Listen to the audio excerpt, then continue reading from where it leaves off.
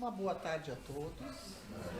Sejam todos muito bem-vindos ao nosso Recanto de Luz.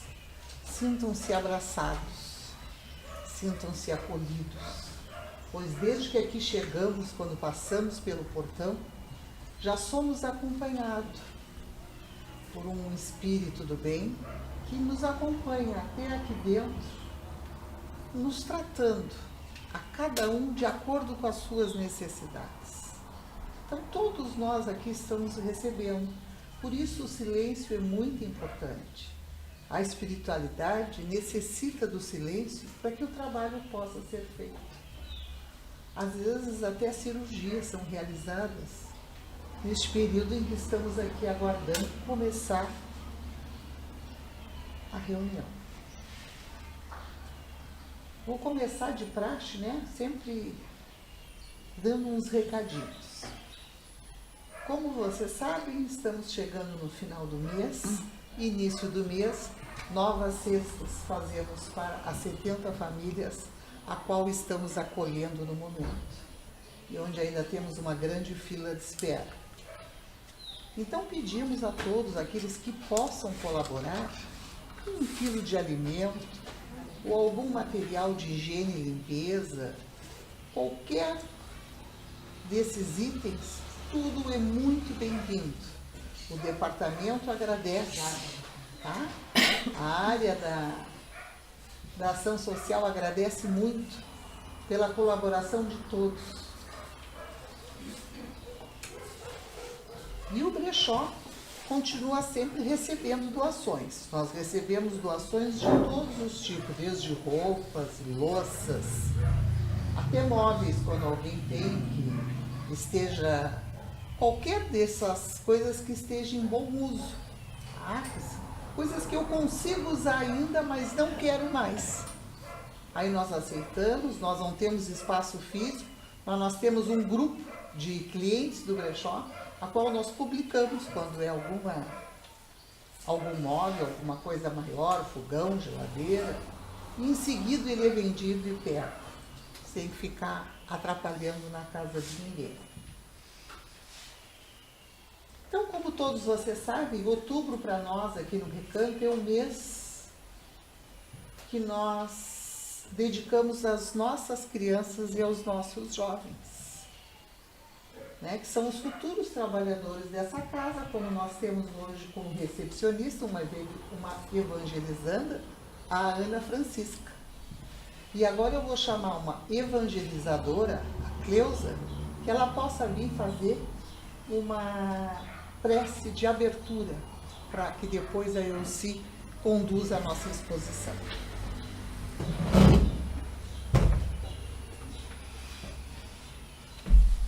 Boa tarde a todos.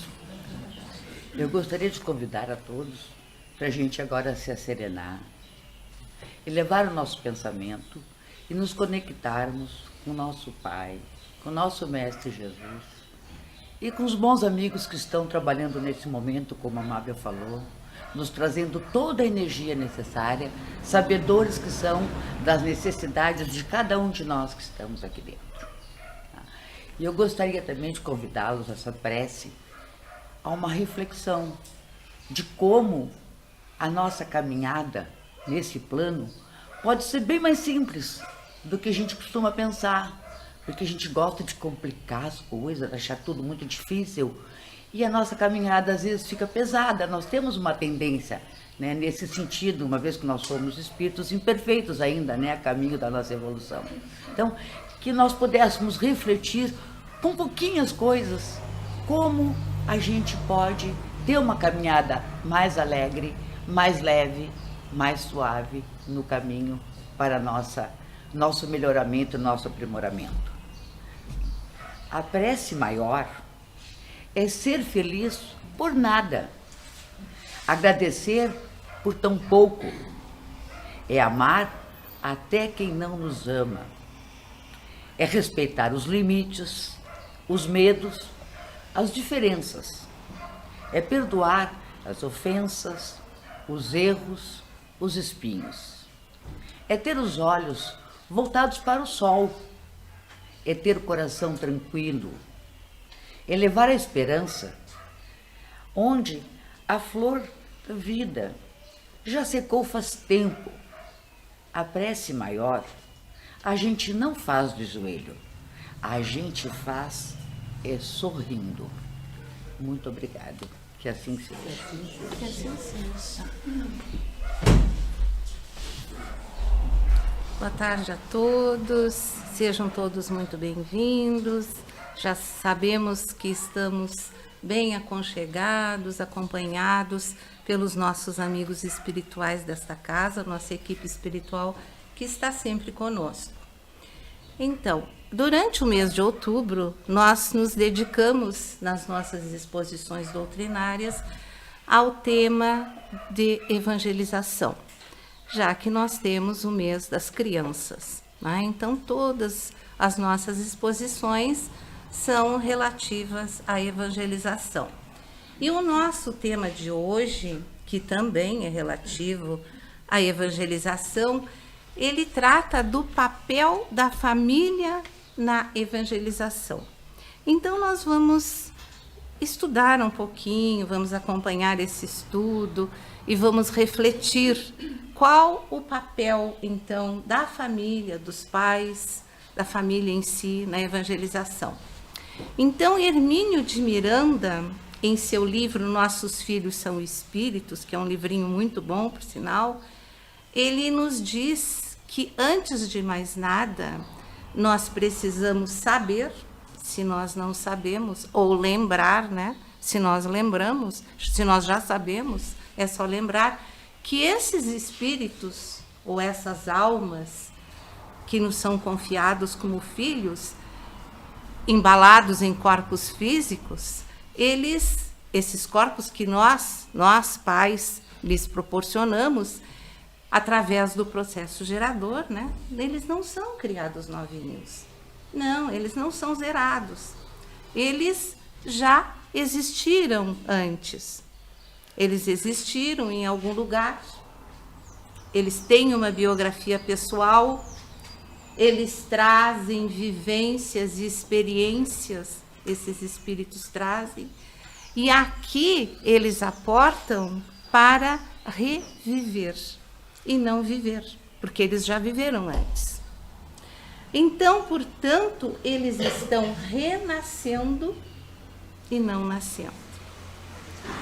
Nós vamos, então, deixar bem claro uma coisa muito importante, um aspecto muito importante, que os pais produzem apenas o corpo físico dos seus filhos, mas não o espírito ou a alma deles.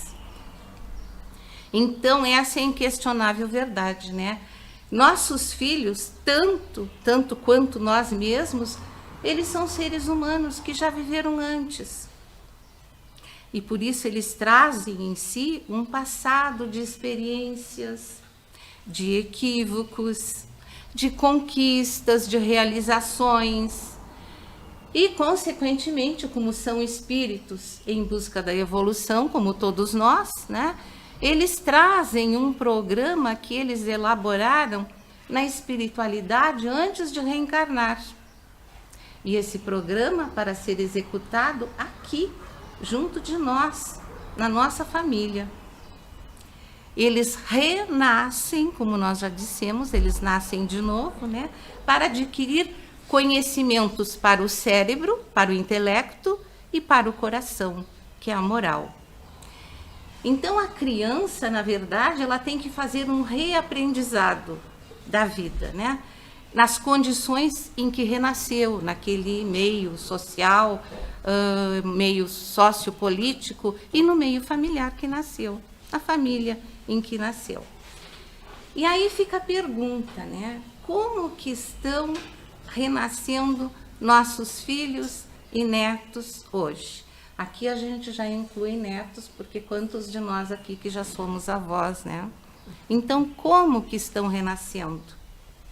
Que programas eles trazem? Porque eles traçaram um programa na espiritualidade antes de reencarnar. Que decisões eles tomaram lá antes de reencarnar? Que traços mais fortes eles têm na sua personalidade e que nós desconhecemos? Que fraquezas? Que correções eles pretendem fazer? Porque sempre que nós reencarnamos, nós temos um projeto com correções, de nos melhorarmos. Então, que correções que essas crianças, esses jovens pretendem fazer? E o que nós podemos fazer para ajudá-los? Como pais, como avós, como família, evitando que eles sejam novamente, porque já o foram no passado, todos nós arrastados para mazelas, para infortúnios, que eles vieram precisamente aqui, reencarnaram para isso, para eliminar isso dos seus espíritos. Para eliminar isso no campo espiritual e no campo moral.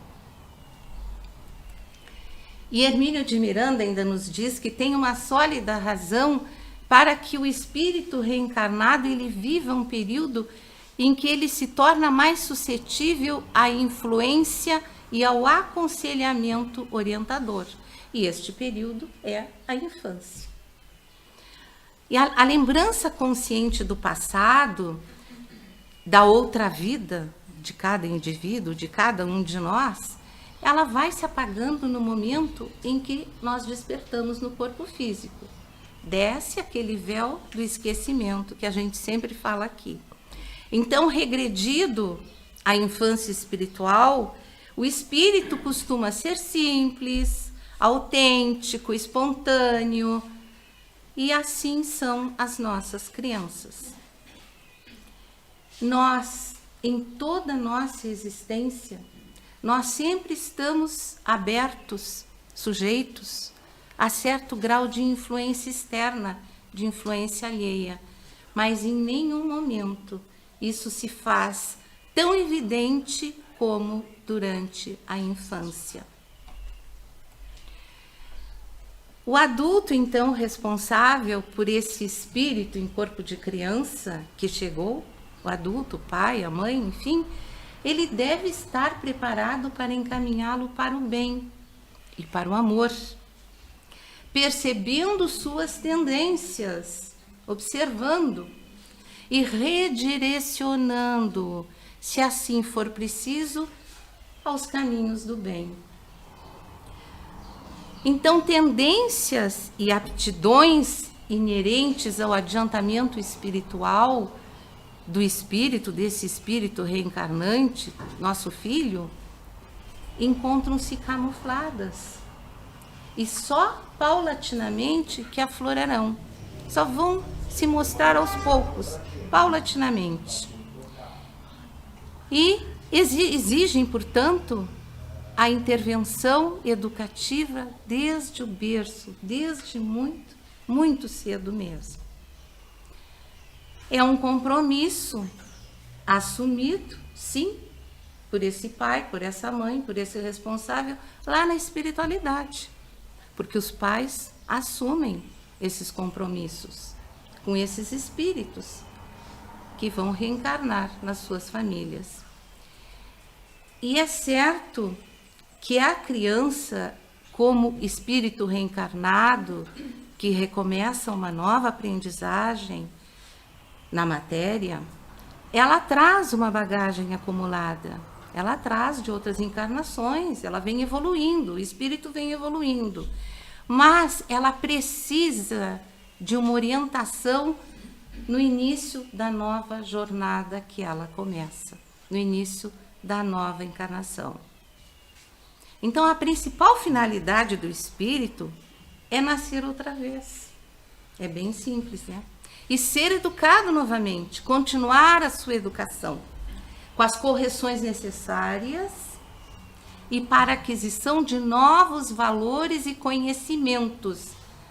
E entendamos que os primeiros responsáveis por isso, por transmitir isso, são os pais, que, como nós já dissemos, se comprometeram antes de reencarnar, se comprometeram a encaminhar essas almas, esses espíritos, para um bom caminho. Então, essa é a função da família no processo evolutivo dos espíritos reencarnantes nela. No livro dos Espíritos, na questão 582, os espíritos superiores nos dizem: Deus colocou o filho sob a tutela dos pais, a fim de que estes o dirijam pela senda do bem. É a afirmação dos espíritos superiores, né, que são os mentores do livro dos Espíritos. E no Evangelho segundo o Espiritismo, no capítulo 14, no item 9, nós temos Santo Agostinho nos dizendo: Interai-vos dos vossos deveres e ponde todo o vosso amor em aproximar de Deus essa alma, o Filho, tal a missão que vos está confiada e cuja recompensa recebereis se fielmente a cumprirdes. Os vossos cuidados e a educação que lhe dareis auxiliarão o seu aperfeiçoamento e o seu bem-estar futuro. Lembrai-vos de que a cada pai e a cada mãe perguntará a Deus: que fizestes do filho confiado à vossa guarda? Nós teremos que responder essa pergunta um dia. Então, como nós vimos, esse período da infância, ele não é o único, mas é o melhor período, é o melhor momento para que os processos educativos sejam absorvidos pelo espírito e daí traduzidos em comportamento. E essa educação, ela tem que começar muito cedo. Ela tem que começar em casa. Ela tem que começar no berço ainda. É a família evangelizando, a família evangelizadora. Os pais devem controlar as atitudes dos seus filhos. Olha, gente, como isso é importante. Mesmo pequeninos, para que não aconteça mais adiante o que a gente vê tanto à nossa volta, né? A gente vê crianças e jovens rebeldes que não respeitam seus pais e seus semelhantes, ficam indesejáveis, se tornam indesejáveis no seu meio, né? Não tem aceitação. E até mesmo a gente vê filhos controlando a vida dos pais. Então, a educação moral, essa educação moral em casa, deve acontecer desde muito cedo. E como? Pelo amor, pelo diálogo, com paciência, ouvir, conversar com as crianças, com os jovens, pelas orientações, pelos exemplos que são muito importantes e pelos limites que nós precisamos colocar. Então, as crianças, a gente sabe que desde a mais tenra idade, eles testam os limites dos seus pais. Impor limites, nós precisamos entender que não é desrespeitar a criança, é impor limites com respeito, sem ofender, é ensinar, é educar, é orientar. Isso que é impor limites. Na verdade, as pessoas que não tiveram seus limites trabalhados na família, quando jovens, quando crianças, logo na vida enfrentarão dificuldades. Terão problemas de relacionamento, serão impacientes, não aceitarão as dificuldades da vida, se revoltarão. É tudo o que acontece com quem não teve limites na sua educação em família. Os pais, na verdade, eles têm sempre, né, a preocupação de que os filhos sejam bem instruídos. Então, os pais procuram a melhor escola para colocar seus filhos. Isso é louvável, é correto, mas, e muitas vezes, eles custeiam uma educação bem cara. A gente sabe disso. Às vezes não têm condições, se esforçam e custeiam uma educação bem cara. Isso é correto, elogiável. Mas nós precisamos entender que educação não é apenas o somatório de conhecimentos da escola.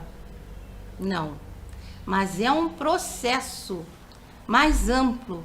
É um processo formativo de valores e de atitudes. Isso não pode ser delegado para a escola. Não, isso é papel da família.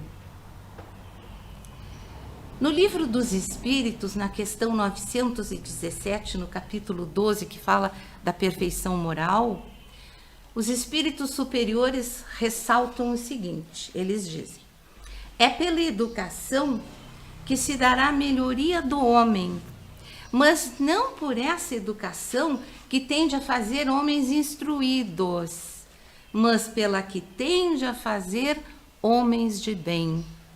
Então, é pela educação no seu sentido mais amplo, não é pela instrução que se faz homens de bem, porque nós vemos tantos homens instruídos e não são de bem.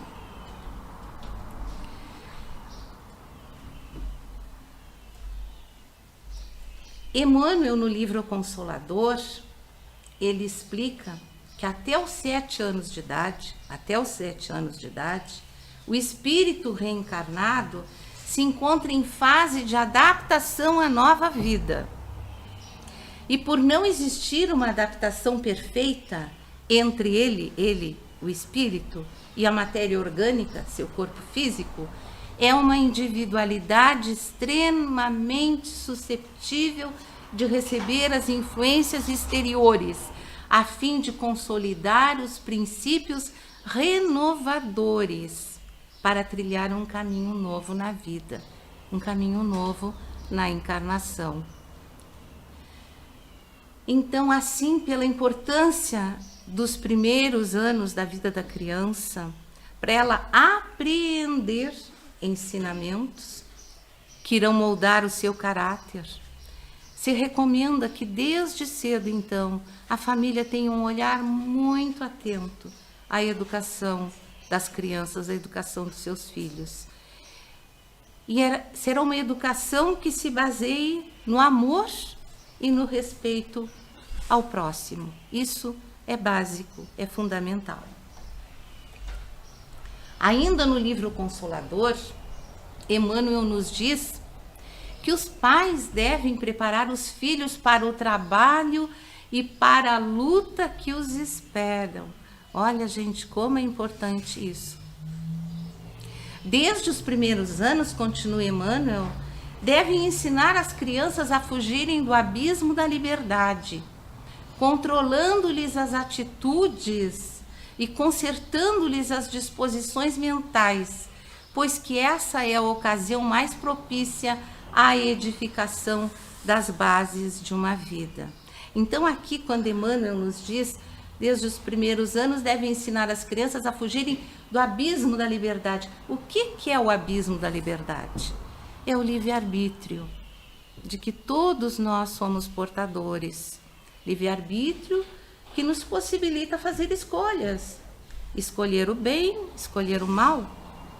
Então, Emmanuel alerta isso, né? Que a criança, no caso, desde pequena, a gente tem que tentar fazer com que eles distingam o bem do mal. Esses dois caminhos e as consequências, se escolherem um ou outro. E assim nós estaremos prevenindo problemas futuros, com certeza. Então é essa a tarefa que nos compete realizar. Não é fácil, né? Não é fácil. Mas temos que fazer. É formar homens de bem. Formar o caráter dos nossos filhos. Não é apenas dar-lhes a instrução. É preparar as nossas crianças e jovens para a luta da vida. Como é importante isso. A família é uma evangelizadora. Mas a família não está sozinha na tarefa de evangelizar, que não é fácil. É muito difícil. A família, então, desde cedo, ela pode contar com a ajuda das casas espíritas, como a nossa, que dispõem dos setores de evangelização, são espaços de estudo doutrinário, de vivência evangélica e que oferecem o aprimoramento pessoal, moral para as nossas crianças e jovens. São o que nós chamamos de AIGES, Áreas de Infância e Juventude. Então, a evangelização espírita é maravilhosa, porque ela prepara o ser humano para enfrentar todas as dificuldades e adversidades da vida. Através de quê? Através do Evangelho e das suas leis morais. Nós podemos dizer que enquanto que a criança é uma sementeira que aguarda ser plantada, o jovem já é um campo fecundado. O jovem deixou de ser criança, mas ele não é adulto. Ele passa por um período de reorganização. Olha os nossos adolescentes, né?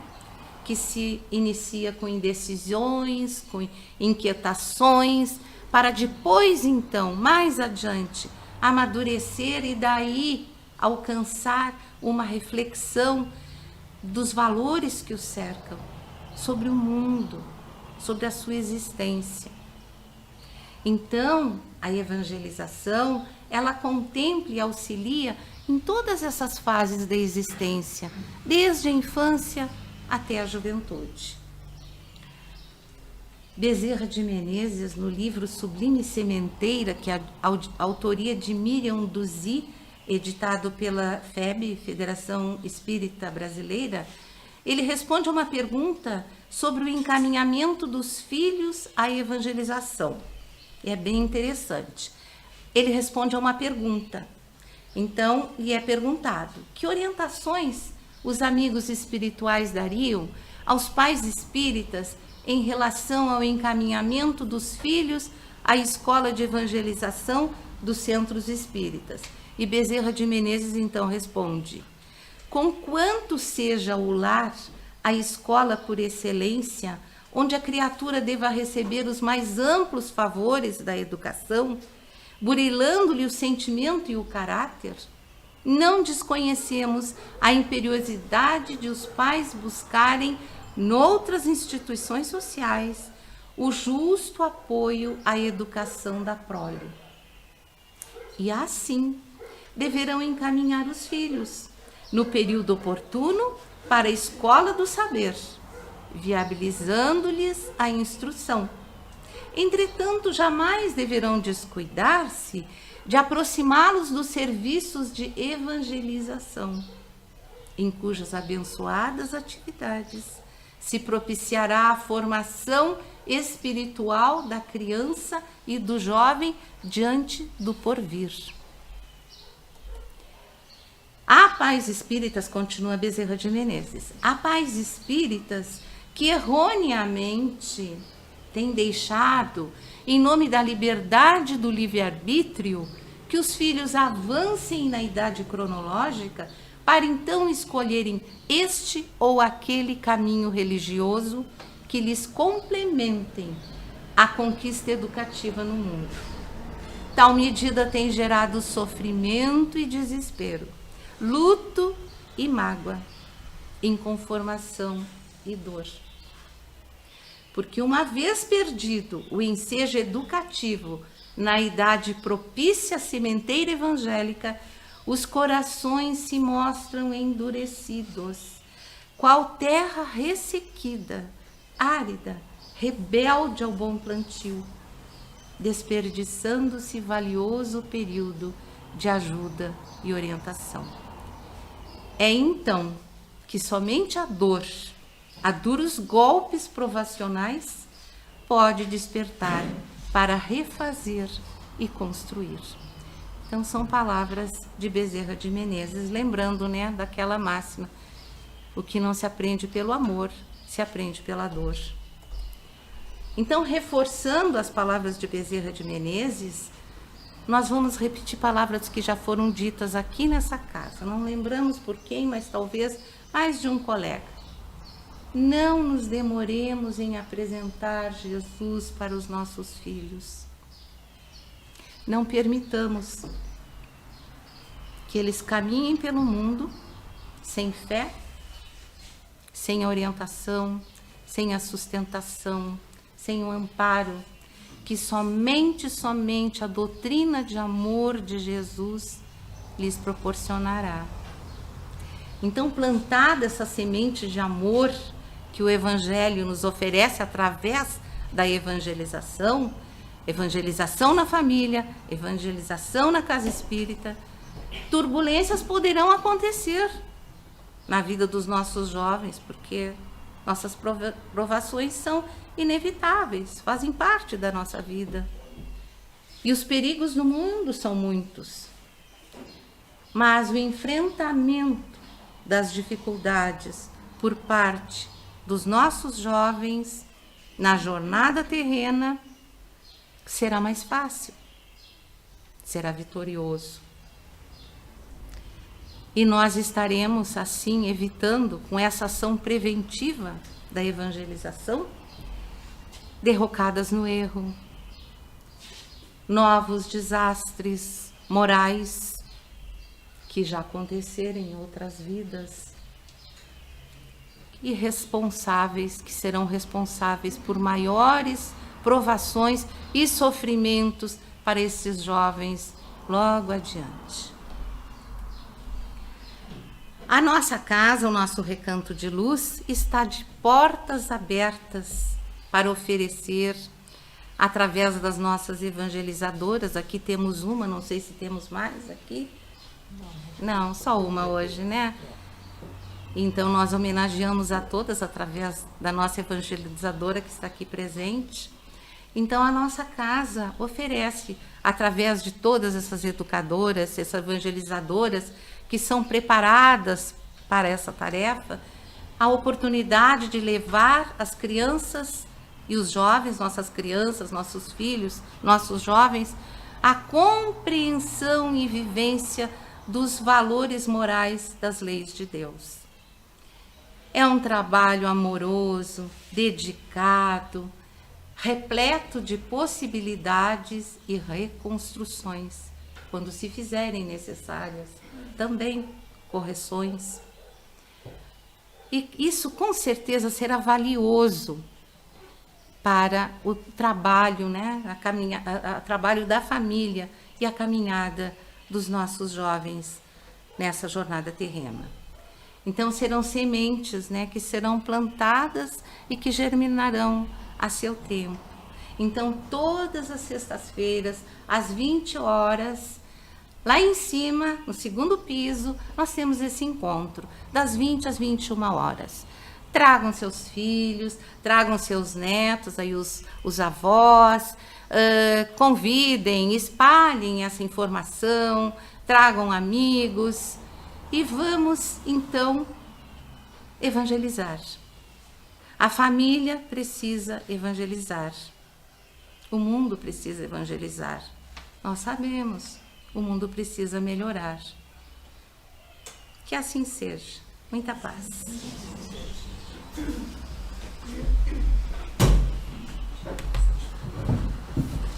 Tem muito que acrescentar diante de tudo que foi dito, né? Que nós aproveitemos essa reflexão. E vamos então fazer uma prece por todos nós que aqui estamos, por todas as pessoas às quais nós trazemos os nomes e colocamos naquelas caixinhas, ou por aqueles que mesmo ali não estando colocado o nome, nós sabemos que neste momento está necessitando. A gente só pense nessa pessoa que ela vai receber essa boa energia que aqui será gerada. Ó tu, Senhor bondoso, criaste toda a humanidade dos mesmos pais. Desejastes que todos pertencessem ao mesmo lar. Em tua santa presença, todos são teus servos e todo o gênero humano se abriga sobre o teu tabernáculo. Todos se têm reunido à tua mesa, de graças e brilham pela luz da tua providência.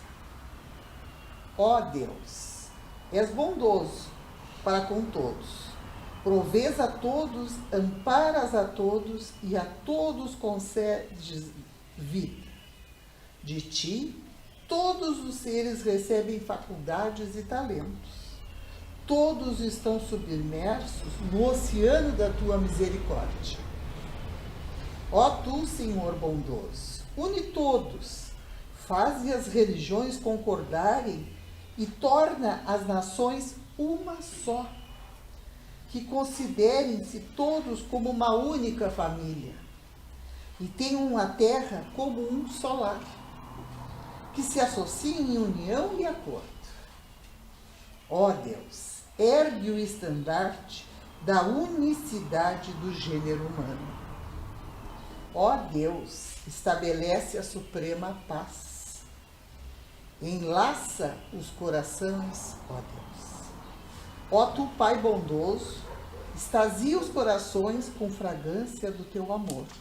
Ilumina os olhos com a luz de tua guia. Alegra os ouvidos com as melodias das tuas palavras. E abriga-nos no recinto da tua providência. Tu és o grande e o poderoso. És o clemente, aquele que perdoa as faltas da humanidade. Então, agora, neste momento, nos preparamos para o passe. Eu peço aos passistas que irão trabalhar que façam o uso da máscara. E todos aqueles que desejarem tomar passe, que também, porque nós temos uma sala de passe muito pequena. Tá? Se alguém, porventura, não tem máscara e quer tomar um passe, nós temos máscara aqui para doar. Tá bom? Uma boa tarde a todos.